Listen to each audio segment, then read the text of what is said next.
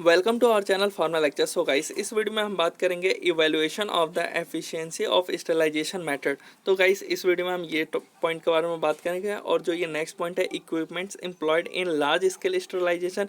इसके अंदर आपको कुछ नहीं करना गाइस, आपको हॉट एयर ओवन हो गया, ऑटोक्लेव हो गया, इन सबको अच्छे से एक्सप्लेन कर देना है।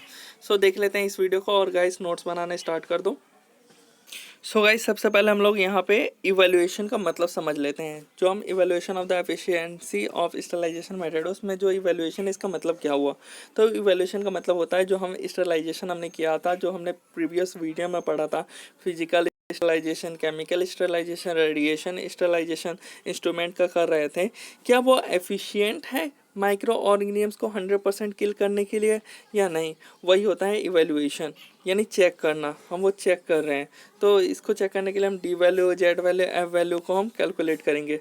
तो सबसे पहले डी वैल्यू आता है। जो डी वैल्यू है उसको हम क्या बोल सकते हैं, डेसिमल रिडक्शन टाइम भी बोलते हैं और डी वैल्यू भी बोलते हैं। तो अगर हम इसको डिफाइन करेंगे तो एक constant temperature in defined temperature, जैसे कि 121 डिग्री सेल्सियस हो गया, इस टेम्परेचर पे जो माइक्रो ऑर्गेनिजम्स है वो किल हो रहे हैं एक टाइम पे, और वो जो टाइम होगा वही होगा हमारा डी वैल्यू।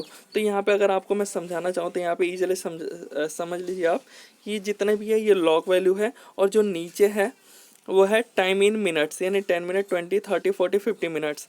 ये एक्स एक्सिस हो गया, ये वाई एक्सिस हो गया गाइस। तो जो ये 10 के पावर 10 है, यहाँ पे सबसे ज़्यादा माइक्रो ऑर्गेनिज्म है, और 10 के पावर 9 में और कम, और कम कम कम, यहाँ पे 10 के पावर 1 में और कम, और जीरो यानी पूरा फिनिश। तो गाइस, जैसे कि हम लोग एक एज्यूम कर रहे हैं यहाँ पे 10 के पावर 8 पे जो माइक्रो ऑर्गेनिजम्स है वो 20 डिग्री सेल्सियस पे कम हुआ है, यानी 10 के पावर 9 से 10 के पावर 8 में 20 मिनट्स लग रहे हैं एक कम होने में। अगर हम वही 10 के पावर 7 की यहाँ पे देखेंगे तो 30 मिनट्स ले रहा है 10 के पावर 8 से, यानी एक लॉग कम होने के लिए यहाँ पे 10 मिनट्स का गैप आ रहा है। सो गाइस, मैं आपको यही समझाना चाहता हूँ, यही तो है डी वैल्यू। यानी जो 10 की पावर 8 है वो है 20 मिनट, और जो 10 के पावर 7 में आ रहा है वो 30 हो गया, यानी यहाँ पे हमने 30 लिख दिया, यानी माइनस करेंगे तो आ गया 10। 30 माइनस 20, 10, यानी यही 10 हो गया, वो है डी वैल्यू। सो आप ये कैसे भी कर सकते हैं यहाँ पे, जैसे कि यहाँ पे 10 के पावर 8 से मतलब एक स्टेप नीचे जाना है 10 के पावर 7, यानी 10 के पावर 4 से आप 10 के पावर 3 में चले जाइए। 10 के पावर 4 में 40 है और 10 के पावर 3 में 50 है, यानी बस एक लॉग नीचे जाना है। जैसे कि यहाँ पे है, it is a set of condition to achieve one log reduction of microorganisms is the D value. So अब हम बात कर लेते हैं और भी इसके अंदर पॉइंट्स। जो अगर हम जो टाइम होगा वो ज़्यादा लगेगा अगर हम लो टेम्परेचर प्रोवाइड करवा रहे हैं। जो माइक्रो ऑर्गेनिज्म का किलिंग जो टाइम होगा वो ज़्यादा होगा अगर लो टेम्परेचर पे, बट अगर हाई टेम्परेचर हम प्रोवाइड करवाएंगे तो माइक्रो ऑर्गेनिज्म को जल्दी मार पाएगा, यानी कम टाइम में।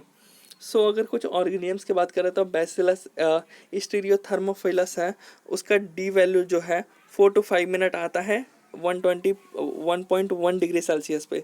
वही डेजिल फोटोमैकुलम निग्रिफिकेंस जो है वो 3 to 4 मिनट लेता है एट 121.1 डिग्री सेल्सियस पे।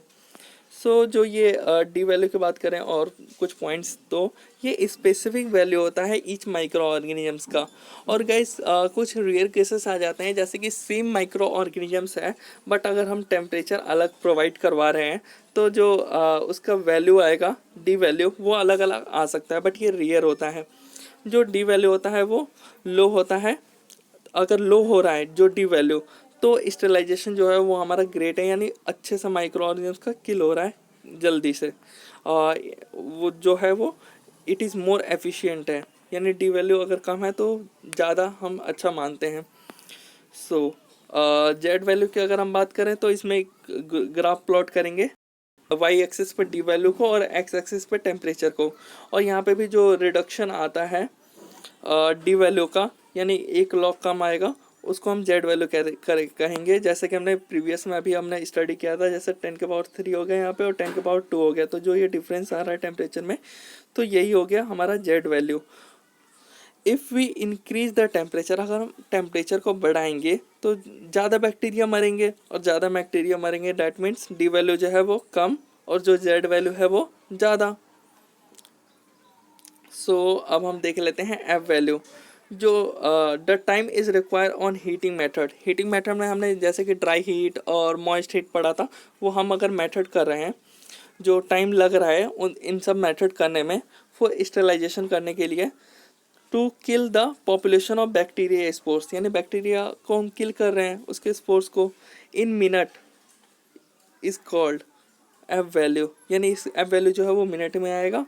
और गाइस अगर इसको एकदम सिंपल समझाना चाहूँ मैं आपको, तो जैसे कि ये बैक्टीरिया हो गया, माइक्रोब हो गया स्टीरियो थर्मोफिलस, इसका जो डी वैल्यू है वो 5 मिनट है। अगर हम इनिशियल इसको देखिए कंटेनर में तो ये 10,000 है, और जो फाइनल इनिशियल को हम N0 से डिनोट करते हैं और फाइनल को NT से, यानी फाइनल 1। और जब हम हीट प्रोसेस करते हैं यानी 4 decimal reduction would be needed, यहाँ पे 10,000 यानी 4 डेसिमल है यहाँ पे। सो गाइस हमें कुछ नहीं करना है, हमें बस ये ध्यान देना है, एक फॉर्मूला है m=log N0 अपॉन में NT। log N0 जैसे कि मैंने आपको बताया था इनिशियल यानी 10,000 यानी 10 के log 10 के पावर 4, और जो फाइनल NT यानी 1 यानी 10 के पावर log 10 के पावर 1, तो log 10 के पावर 4 आ गया 4, और log 10 के पावर 1 आ गया 0 यानी 4 आ गया। और जो ये 4 है वो क्या है, एम वैल्यू है गाइस, और एम वैल्यू और डी वैल्यू को प्रोडक्ट को ही हम कहते हैं एफ वैल्यू। अब अच्छे से समझ आ गया गाइस, एम वैल्यू और डी वैल्यू को मल्टीप्लाई कर दो आपका एफ वैल्यू आ जाएगा। तो एम वैल्यू हमने कैलकुलेट कर दिया 4 आ गया, और डी वैल्यू हमें पता ही था 5, डैट मीन्स 5 × 4 20। बस ख़त्म video. Thanks for watching our video. और गाइस वीडियो अच्छे लगे तो प्लीज़ सब्सक्राइब शेयर करते रहना। और गाइस लिंक डिस्क्रिप्शन में मिल जाएगा वेबसाइट का, व्हाट्सअप का। आपको जैसे ही ये यूनिट कंप्लीट होती है आपको नोट्स प्रोवाइड हो जाएगा। और